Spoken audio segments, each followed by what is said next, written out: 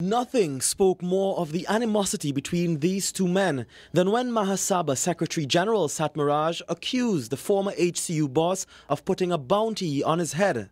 Not only acrimonious, life-threatening.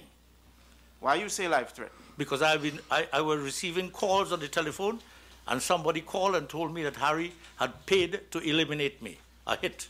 In a feisty testimony to the Commission of Inquiry into HCU on Thursday, the Mahasabha Secretary General said Mr. Hanarine wanted him dead because he began speaking out about mismanagement and corruption at the collapsed credit union. Mr. Miraj said he was particularly concerned about the HCU's involvement in purchasing inflated properties in the guise of HCU investments when they were in fact purchased on his sister's name. He says he instructed his membership to remove their money from the credit union.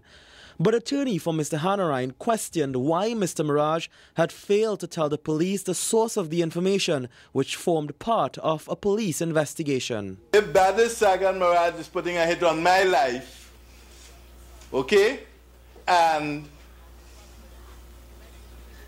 Mr.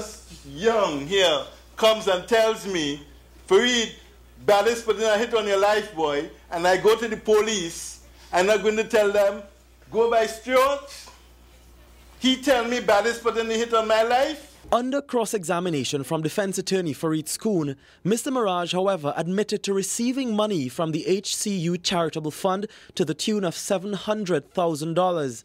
But Mr. Skoon claimed that the Mahasabha received financial contributions valued at millions of dollars from the fallen credit union to support numerous schools across the country.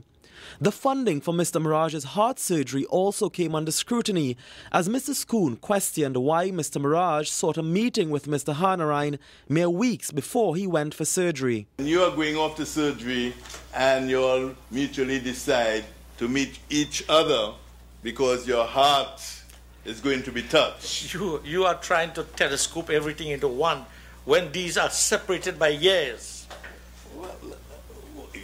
No. All I could advise you Harry and your Hanarine, client is you're fighting a losing case. And again, the issue of race raised its head, although it caused tempers to flare on Wednesday as it became an emotive topic. I have to return to that letter, but I promise you I wouldn't mention the big N-word.